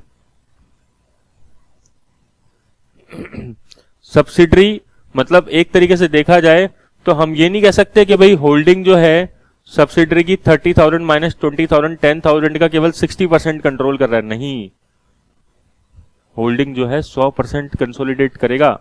ठीक है ना, तो नेट असेट्स कितनी बुक्स में दिखाएगा? होल्डिंग, ये होल्डिंग कंपनी की बुक्स चल रही है, कंसोलिडेटेड फाइनेंशियल स्टेटमेंट चल रहे हैं, कंसोलिडेटेड बैलेंस शीट बना रहे हैं हम, या कंसोलिडेटेड फाइनेंशियल स्टेटमेंट बना रहे हैं, ठीक है। तो होल्डिंग कंपनी अपनी बुक्स में नेट असेट्स कितने के कंसोलिडेट करेगा? 10,000 के कंसोलिडेट करेगा। इन्वेस्टमेंट्स अपनी बुक से कितने के हटाएगा? इन्वेस्टमेंट उसने कितने के दिखा रखे थे अपनी बुक्स में? देखो 7,000 के ना, वो हटाने पड़ेंगे। और अब दिक्कत आ जाएगी सर, गुडविल तो चलो लिखेंगे हम यहां पे, तो सर यहां पे तो सब उल्टा सीधा हो गया। अब आपको एक और चीज समझनी है। अब होल्डिंग कंपनी ही एक और कैलकुलेशन करेगा, ठीक है ना, क्योंकि यहां पे होल्डिंग कंपनी को अब एक और कैलकुलेशन करनी पड़ेगी। देखो जरा, होल्डिंग कंपनी कहता है कि मेरे पास तो 60% शेयर्स हैं, तो बताओ 40% शेयर किसके पास है बाकी बचे हुए? सब 40% शेयर तो किसी और के पास होंगे। तो उनको पता है क्या बोलते हैं टेक्निकल टर्म में? उनको बोलते हैं नॉन कंट्रोलिंग इंटरेस्ट।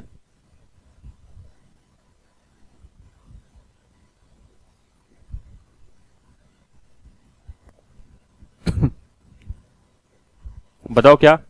एक टर्म आया एनसीआई, क्या टर्म यूज आया? NCI, non controlling interest. अब होल्डिंग कंपनी जो है वो क्या करेगा?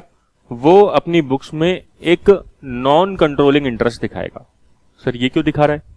क्योंकि होल्डिंग कंपनी अब क्या कर रहा है? फुल कंसोलिडेशन कर रहा है। फुल कंसोलिडेशन कर रहा है ना, वो नेट असेट्स कितने की उठा लाया? वहां से 10,000 की उठा लाया, पूरी की पूरी सब्सिडरी कंपनी की नेट असेट्स उठा लाया। तो होल्डिंग कंपनी को यहां पे एक लाइबिलिटी बुक करनी पड़ेगी, एक इक्विटी बुक करनी पड़ेगी। अगर मैं बिल्कुल प्रिसाइजली बोलूं तो इक्विटी या लाइबिलिटी, अभी आप बोल लो, कुछ भी बोल लो, है ना, एक क्रेडिट साइड के अंदर कुछ बुक करना पड़ेगा, ठीक है। क्यों? क्योंकि देखा जाए तो ये नेट असेट्स जो है 10,000 की 60% हिस्सा वैसे किसका था? 6,000 था होल्डिंग का, और 4,000 किसी और का था। तो उसे क्या बोलते हैं? नॉन कंट्रोलिंग इंटरेस्ट, ठीक है। तो यहां पे हमें बुक करना पड़ेगा नॉन कंट्रोलिंग इंटरेस्ट।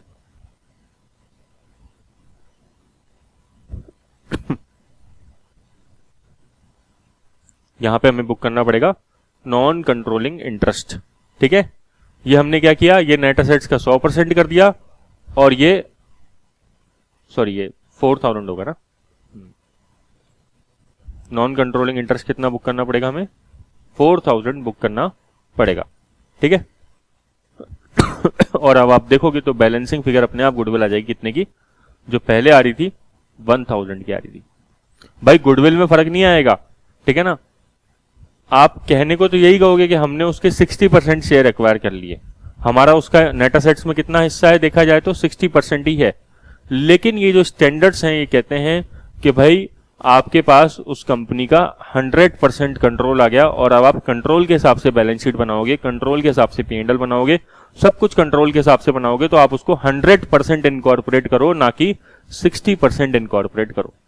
तो नेट असेट्स कितने की बुक होगी यहाँ पे? पूरी की पूरी 10,000 की बुक होगी, ना कि 6,000 की। अगर आप देखो पहले वाली एंट्री को, तो नेट असेट्स हमने 6,000 से बुक करी, इन्वेस्टमेंट 7,000 से हटाए, और गुडविल अपने आप 1,000 से आ गई, है ना। यहां पे मैंने नेट असेट्स को कितने से बुक कर दिया? 10,000 से, इन्वेस्टमेंट हटाए 7,000 से, और बस एक नॉन कंट्रोलिंग इंटरेस्ट मेरे को दिखाना पड़ा कितना? 40% का दिखाना पड़ा। क्यों? क्योंकि मैंने ऊपर यहां पे क्या किया है? फुल कंसोलिडेशन किया है। रियल में देखोगे तो अगर और भी आप डिटेल में जाना चाहो कि सर रियल में और ये वाली एंट्री को रिफाइन कर दो, थोड़ा सा अच्छे से और बता दो कैसे होती होगी ये एंट्री, तो मैं बताता हूं। देखो रियल में और कैसे होती है ये एंट्री, है ना, इसी की ऑल्टरनेटिव एंट्री बता रहा हूं मैं आपको।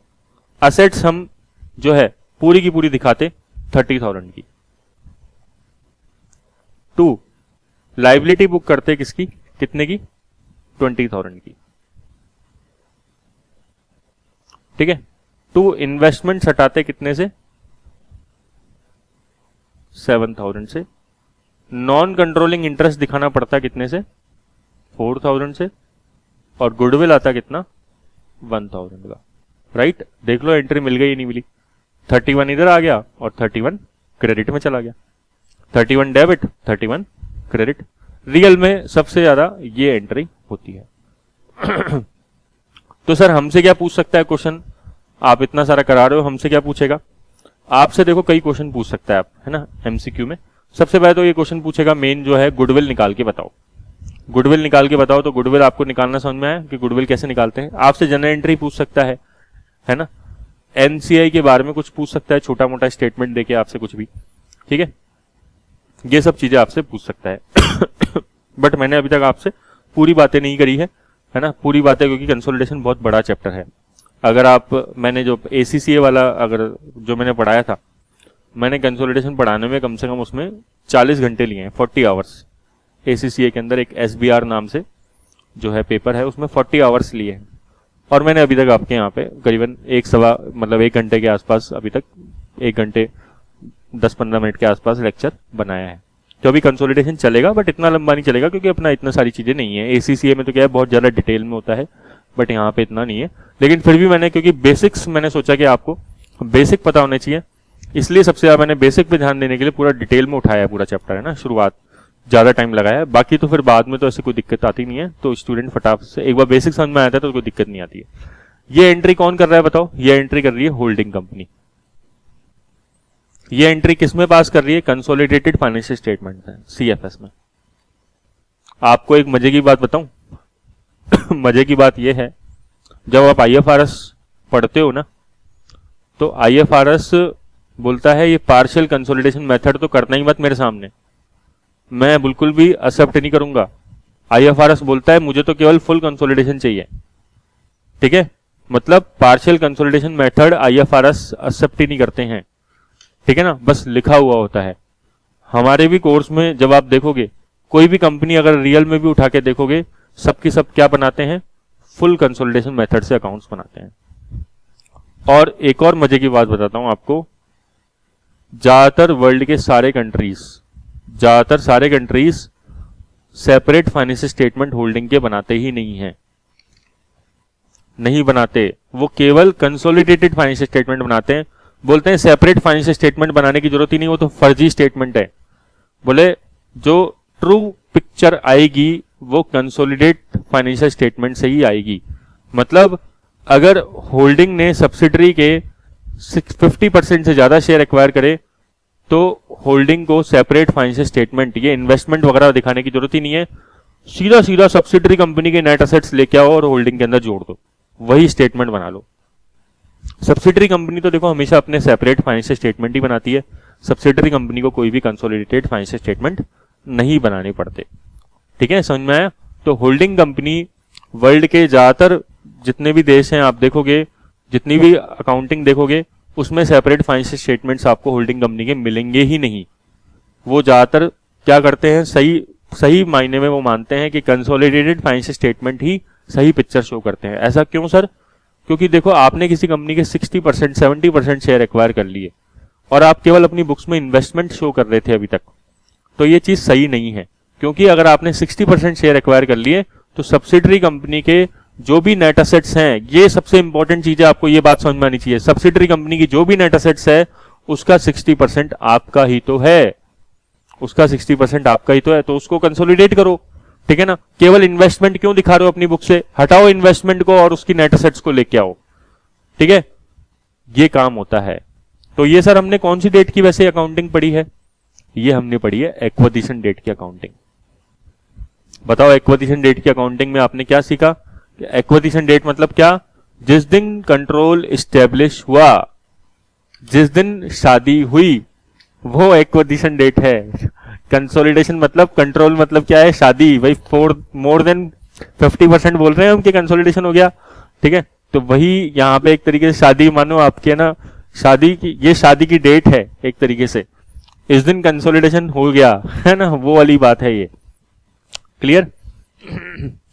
तो होल्डिंग और सब्सिडरी रियल में अलग अलग नहीं रहती है तब, ठीक है। देखा जाए तो ये बोलते हैं सिंगल एंटिटी की तरह उसको बनाओ, भले ही वो दो अलग अलग एंटिटी है बुक्स, मतलब लॉ के अंदर वो दो सेपरेट लीगल एंटिटी है, लेकिन वो बोलते हैं कि इसको एक बनाओ, single legal entity, single entity की तरह बनाओ। इसी को बोलते हैं सब्सटेंस ओवर फॉर्म।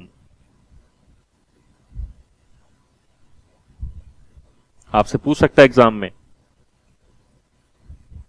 ये क्या मतलब है सर? लीगल, ये लीगल फॉर्म होता है पूरा, अगर आपको पता हो तो। अकाउंटिंग का बहुत इंपॉर्टेंट कॉन्सेप्ट होता है कि लीगल फॉर्म तो क्या है कि दोनों होल्डिंग सब्सिडरी क्या है? सेपरेट लीगल एंटिटी है। लीगल फॉर्म तो क्या है? दोनों की दोनों सेपरेट लीगल एंटिटी है। लेकिन सब्सटेंस क्या कहता है कि ये दोनों की दोनों सिंगल इकोनॉमिक एंटिटी है। तो इसीलिए तो ज्यादातर सब क्या बोलते हैं कि भैया होल्डिंग कंपनी के एसएफएस, सेपरेट फाइनेंशियल स्टेटमेंट मुझे चाहिए ही नहीं, होल्डिंग कंपनी तो केवल क्या बनाए? कंसोलिडेटेड फाइनेंशियल स्टेटमेंट बनाए। आई बात समझ में? तो थोड़ा सा अपन देख लेते हैं कि ग्रुप फाइनेंशियल स्टेट, अच्छा ये कंसोलिडेटेड को ग्रुप भी बोलते हैं, एक ही बात है। तो consolidated balance sheet, consolidated profit and loss, consolidated cash flow statement of change in equity और कंसोलिडेटेड नोट्स टू अकाउंट्स। तो पर्पस क्या है कंसोलिडेटेड अकाउंट्स का? To present financial information about parent undertaking and its subsidiary undertaking as a single economic unit और show the economic resources controlled by the group, कि भाई पूरे group ने कितने रिसोर्सेज कंट्रोल करे हैं। ठीक है, मतलब ये एसेट्स की बात कर रहा है, right. Show the obligations of the group, मतलब लाइबिलिटी बताओ पूरे ग्रुप की, और शो द रिजल्ट्स, मतलब पी एंड एल की बात करता है, राइट। मतलब ये बोलते हैं कि अलग अलग नहीं चाहिए, क्या करो? कंसोलिडेट करो, इन्वेस्टमेंट्स को हटाओ, सारी एसेट्स एंड लाइबिलिटी लेके आओ, प्रॉफिट लॉस को कंसोलिडेट करो। और अकाउंटिंग कितने पार्ट में डिवाइडेड है? Accounting on acquisition of share और accounting after acquisition of shares. मतलब इसको बोल सकते हो आप एक्विजिशन ऑफ कंट्रोल और इसको बोल सकते हो आफ्टर एक्विजिशन ऑफ कंट्रोल। तो अभी जो मैंने आपको पढ़ाया वो किसकी अकाउंटिंग पढ़ाई है? इसकी, कि जिस दिन कंट्रोल एस्टेब्लिश होता है, होल्डिंग ने जिस दिन सब्सिडरी के शेयर एक्वायर करे, होल्डिंग सब्सिडरी का रिलेशनशिप आया, उस दिन क्या निकालोगे? गुडविल निकालोगे या गेन ऑन बार्गेन परचेज निकालोगे। सर ज्यादातर तो गुडविल ही आता होगा, कोई भी कंपनी किसी कंपनी को कंट्रोल तभी देती होगी, ठीक है, जब एक्स्ट्रा पेमेंट मिले। हाँ, ज्यादातर गुडविल ही आता है। लेकिन देखो जैसे कभी कभार डिस्ट्रेस सेल भी होती है, पता है आपने एक टर्म सुना है? Distress cell. आपकी कॉलोनी में कोई शॉप है, वो चल नहीं रही है, ठीक है ना, नई नई खोली थी लेकिन मजा नहीं आया उसको, उसने बंद, अब वो बंद कर रहा है। मान लो कपड़ों की शॉप है वो कोई है ना, तो फटाफट से जब बंद कर रहा होता है तो वो बहुत सस्ते में सामान बेच के जाना चाहता है, ठीक है ना। ऐसे ही कंपनीज के साथ होता है, ठीक है। कई बार कंपनीज के बिजनेस चल नहीं रहे होते हैं तो दूसरी कंपनी उसको एक्वायर कर लेती है और वो पेमेंट भी कम करती है, ठीक है ना। तो उस केस में जो होल्डिंग कंपनी बनती है उसको फायदा होता है, इसलिए उस फायदे को क्या बोलते हैं? Gain on bargain purchase. Covid के टाइम पे नहीं हुआ? कोविड के टाइम पे बहुत सारी कंपनीज ने अपना कंट्रोल सस्ते रेट पे बेचा। कोविड के टाइम पे बहुत सारी कंपनीज ने अपना कंट्रोल सस्ते रेट पे बेचा, समझ में? ठीक है, तो इसे बोलते हैं गेन ऑन बार्गेन परचेज। तो एक्विजिशन मेथड क्या कहता है? एक्विजिशन मेथड कहता है कि एक्विजिशन डेट की अकाउंटिंग कैसी होगी, ठीक है। और इसमें मेन सबसे बड़ी बात क्या है? गुडविल या गेन ऑन बार्गेन परचेज निकलता है। ये सब बातें कहां से ली गई है? ग्लैम से, ठीक है ना। बट बस केवल मैंने आपको रीडिंग करने के लिए ली गई है, बाकी तो बताने को तो कॉन्सेप्ट तो सिंपल था ही, वो मैंने आपको बता दिया। तो उस केस में क्या करते हैं हम? जो भी असेट्स होती है उसको लेते हैं, जो भी लाइबिलिटीज होती है सब्सिडरी की उसको लेते हैं, एनसीआई होती है वो निकालते हैं, ठीक है, और कंसिडरेशन ट्रांसफर को मेजर करते हैं, ठीक है। इन चारों, ये तीन और ये फोर्थ, इन चारों के डिफरेंस से क्या निकलता है? गुडविल या कैपिटल रिजर्व, मतलब गेन ऑन बार्गेन परचेज निकलता है। जैसे अभी हमने क्या किया? असेट्स अकाउंट डेबिट किया, याद हो तो पुरानी एंट्री। टू, लाइबिलिटी किया, इन्वेस्टमेंट्स की वैल्यू खत्म कर दी। इन्वेस्टमेंट क्या था? इन्वेस्टमेंट्स थे कंसिडरेशन ट्रांसफर्ड, जो होल्डिंग ने सब्सिडरी को एक्वायर करने में जो पैसा दिया था वो। और क्या रिकॉर्ड कर लिया? Non controlling interest. तो जो डिफरेंस बचा वो गुडविल आ गई, और या फिर गेन ऑन बार्गेन परचेज आ गया, ठीक है। दोनों में से कुछ भी आ गया। ये गुडविल क्या आ जाएगी सर? असेट्स में जाएगी, इंटेंजिबल असेट्स है ना। होल्डिंग कंपनी अपने असेट्स में दिखाएगा गुडविल को।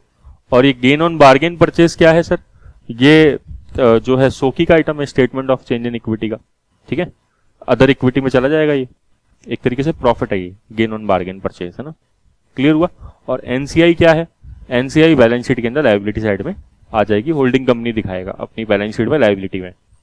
और मैं क्वेश्चंस कराऊंगा आपको, मैंने तो बस केवल एक बेसिक बताया अभी है ना, ठीक है। तो ये बता रहे हैं कि भाई गुडविल या गेन ऑन बार्गेन परचेज कैसे निकलेगा, तो ये रटना नहीं है, ठीक है ना, कहीं इसको आप रटने बैठ जाओ इन दोनों चीजों को कि अगर ये नेगेटिव है ये पॉजिटिव है, ठीक है ना, नेगेटिव है तो गेन ऑन बार्गेन परचेज निकलेगा, पॉजिटिव है तो गुडविल रिकॉग्नाइज होगी, भाई रटना नहीं है, सब कॉन्सेप्ट है, कोई फॉर्मूला नहीं है यहाँ पे, ठीक है ना। कई बार स्टूडेंट ऐसी ऐसी बातें करते हैं कि सर कोई मतलब है ना, कई स्टूडेंट मैसेज करके बोलते हैं सर वो जूस नोट्स भी दोगे क्या। मैंने कहा यार ये जूस नोट्स क्या होता है, बोले सर शॉर्ट नोट्स होते हैं। मैं खुद बना लो, ठीक है ना, जब पढ़ाते हैं तो उसको लिख लो, थोड़ा सा वही होता है जूस नोट्स। अगर हम पढ़ा रहे हैं उसके बाद उसको शॉर्ट नोट्स भी मैं ही बना के दे दूंगा, तो फिर आप क्या करोगे, एग्जाम मेरे को देना है या आपको देना है। तो कई स्टूडेंट ऐसे बात करते हैं सर फॉर्मूला शीट भी दे दोगे क्या। तो भाई फॉर्मूले पहली बात तो याद ही क्यों करने हैं और रटने ही क्यों है, समझने हैं सारी चीजें, वो फॉर्मूला है ही नहीं, ठीक है ना।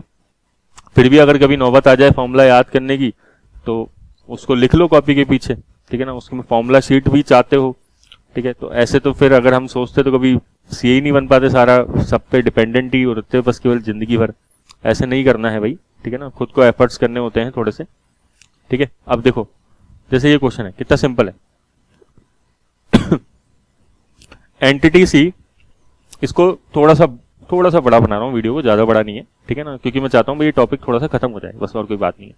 Entity C acquired 80% of the outstanding common stock of entity D for 192। Sir ये एग्जांपल कहां से लिया वैसे आपने, ये ग्लैम से लिया, ठीक है। तो एंटिटी सी ने डी के $192,000 के शेयर्स एक्वायर करे और एक्विजिशन डेट पे असेट्स एंड लायबिलिटीज कितनी है, इतनी है, और the fair value of the NCI, ये क्या बोल रहा है, the acquisition date the fair value of NCI, NCI क्या था, नॉन कंट्रोलिंग इंटरेस्ट 48,000 दे रखा है, गुडविल निकालनी है। तो भाई ये फॉर्मूला यूज नहीं करना है, कहीं ये फॉर्मूला यूज करने बैठ गए आप, है ना, ऐसा कुछ नहीं, सीधा सीधा एंट्री पास करो। आपको एंटिटी डी कौन है यहाँ पे, सब्सिडरी कंपनी, और एंटिटी सी कौन है, होल्डिंग कंपनी। तो क्या एंट्री पास करोगे बताओ, असेट्स अकाउंट डेबिट, चलो कौन एंट्री पास कर रहा है सर, ये होल्डिंग कंपनी एंट्री पास कर रही है, ठीक है, सब्सिडरी कंपनी को कोई मतलब नहीं होता।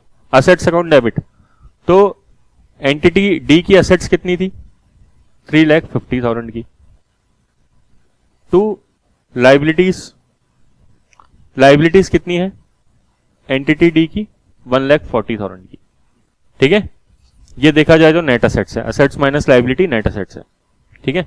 ये पूरी की पूरी असेट्स एंड लाइबिलिटी है, ठीक है, ये फेयर वैल्यू है assets and liability entity D की पूरी की पूरी।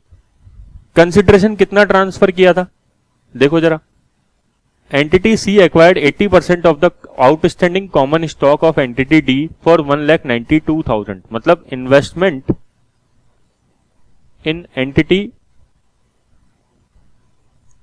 डी दिखा रखा होगा उसने, 1,92,000 का सेपरेट फाइनेंशियल स्टेटमेंट में, उसको खत्म करना पड़ेगा हमें, इन्वेस्टमेंट्स को खत्म कर देंगे हम, ठीक है।